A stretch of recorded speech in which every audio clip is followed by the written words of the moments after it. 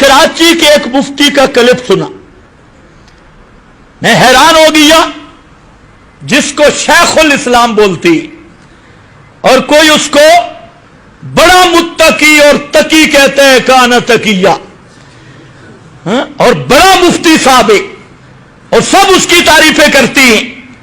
وہ مفتی صاحب منبر پہ بیٹھ کے جھوٹ بول رہا تھا, شیخ الاسلام صاحب, اور وہ جھوٹ کیا کہ فلانا بزرگ نبی کریم علیہ السلام کی قبر پہ گیا اور اس نے کہا یا رسول اللہ, میں جب دور تھا تو اپنا جسم بھیجا, اپنا روح بھیجا کرتا تھا سلام کے لیے, اور اب آپ کے روضہ پہ آ کے میں نے جسم کو حاضر کیا ہے, لہذا مہربانی فرماؤ ہاتھ باہر نکالو تاکہ میں مصافحہ کر لوں. تو آپ نے اپنا ہاتھ مبارک باہر نکالا اور اس بزرگ نے مصافحہ کیا. ہزاروں آدمیوں نے دیکھا تو انتہائی لحاظ کے ساتھ کراچی کے مفتیوں سے میرا سوال ہے کہ اس واقعہ کی صحیح سند پیش کرو.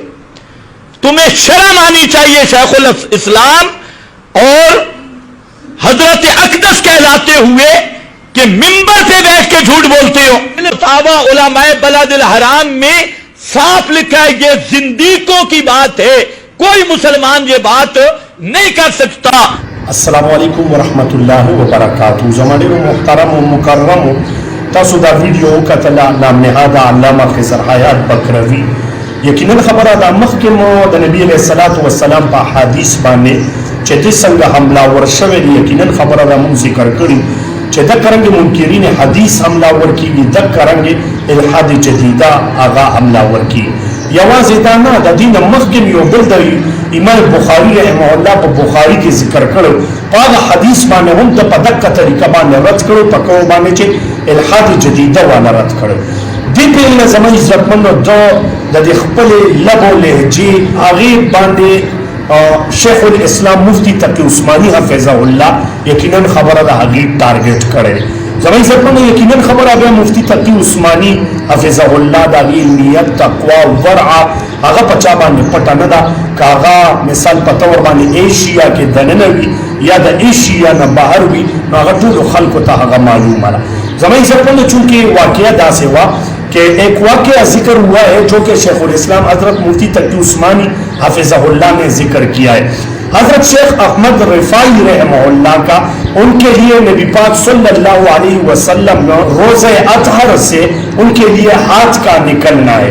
اس واقعے پر حسب سابق اپنے لب و لہجے کو برقرار رکھتے ہوئے اس واقعے پر اعتراض کیا ہے, سرے سے اس کو ماننے کے لیے تیار بھی نہیں ہے اور کہتے ہیں کہ من گڑت واقعہ ہے جو من گڑت طور پر کتابوں میں درج ہوا ہے.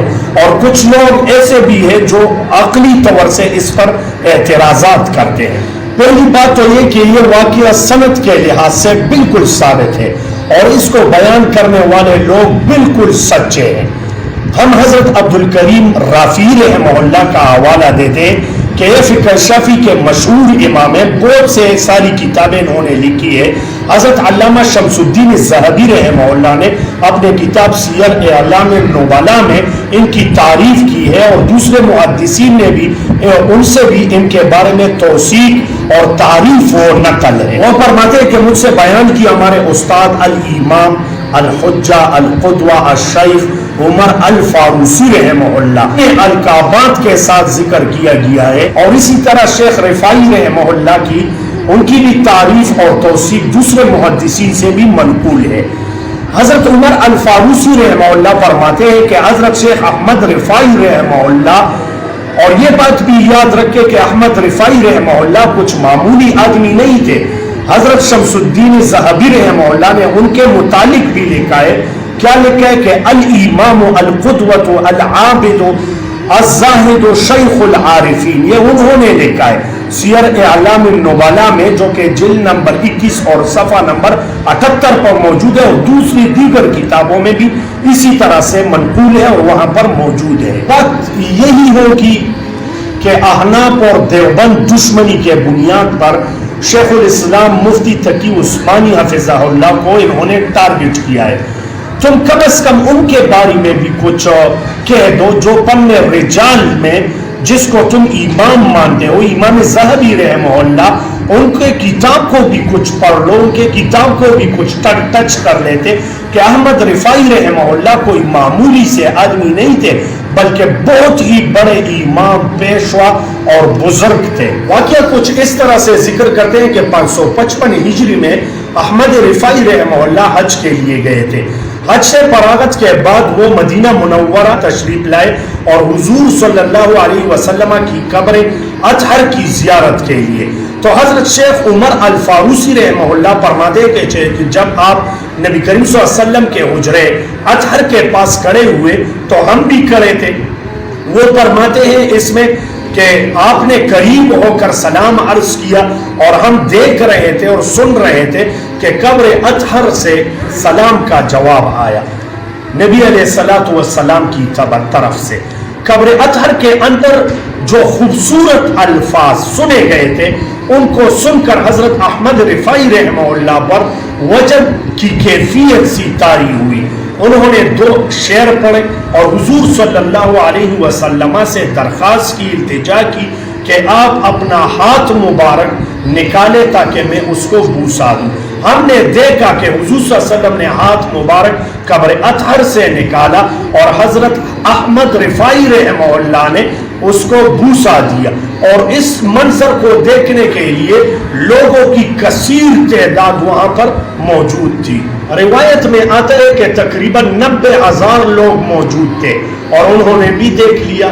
کتاب ہے سواد العینین اور یہ کتاب عبد الکریم رافعی رحمہ اللہ کی اور صفحہ نمبر 61 پر ذکر ہے. عبد الکریم رافعی رحمہ اللہ وہ سکہ ہے, احمد الفاروسی رحمہ اللہ بھی سکہ ہے, اور پھر امام ذہبی رحمہ اللہ جیسے سخت محدث انہوں نے بھی اس کو اپنے کتاب میں ذکر کیا ہے. لہٰذا یہ بات اس کے لیے کافی ہے. معلوم ہوا کہ سند کے لحاظ سے اور سند کے حوالے سے یہ بالکل صحیح ہے. اسی طرح علامہ جلال الدین سیوطی رحمہ اللہ نے الحاوی للفتاوی میں اس کو ذکر کیا, جلد نمبر 2 اور صفحہ نمبر 314 کتابوں میں اس کو ذکر کیا ہے. لہٰذا اس پر شرک اور بدعت کا ٹاپا لگانا اور اتنی زہریلی زبان استعمال کرنا یہ کہاں کا انصاف ہے. اور جس فتاوے کا انہوں نے ذکر کیا ہے اسے یہ لوگ ان مسئلوں کو مانتے بھی نہیں ہیں اور وہاں سے یہ حوالہ صرف اتنا دیتے ہیں کہ یہ وہ بلد حرام والوں نے ان کو کیا کہا ہے, من گڑت لکھا ہے اور ایسے الفاظ اس کے لیے استعمال کیے ہیں کہ وہ ہماری زبان پر بھی نہیں آتے.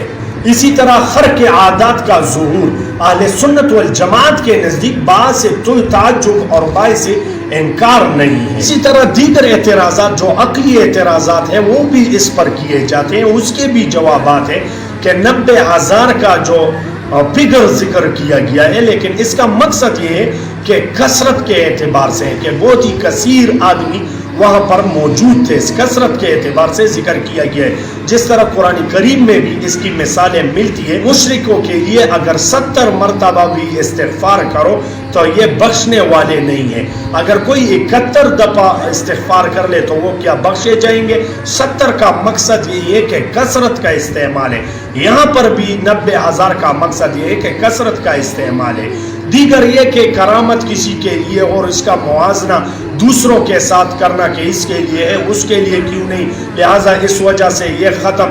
تو یہ میرے خیال میں یہ شریعت اسلامی سے لا علمی کے بنیاد پر اسی طرح کیا جاتا ہے. اس کو فضیلت دی گئی تھی, دوسرے کو کسی اور چیز پر اس کو فضیلت دی گئی تھی, پھر یہ کہنا کہ اس کی فضیلت اس پر ہے آخر یہ اس کو کیوں نہیں دے, لہٰذا اس طرح موازنہ کرنے سے یہ شریعت اسلامی سے لا علمی کی بنیاد پر ہے. یہ ہوتی ہے عبد القادر جیلانی رحمہ اللہ وہاں پر موجود ہے تو ان کے لیے کیوں ہاتھ نہیں نکلا؟ تو اس لیے کہ درخواست رافعی رحمہ اللہ نے دی تھی اور ان کی التجا تھی, اس لیے عبد القادر جیلانی رحمہ اللہ بھی یہ جانتے تھے کہ التجا ریکویسٹ اور درخواست جو ہے وہ رافعی رحمہ اللہ کی ہے. لہٰذا اس طرح سے اور اشاعت و توحید آئیے کہ ان سے یا تو اس کو اپنی جماعت سے نکال لے یا اس کے منہ پر کچھ پٹی لگا لے کہ آئے دن ان کو اس کا سامنا نہ کرنا پڑے. اللہ رب العزت ہم کو عمل کرنے کی توفیق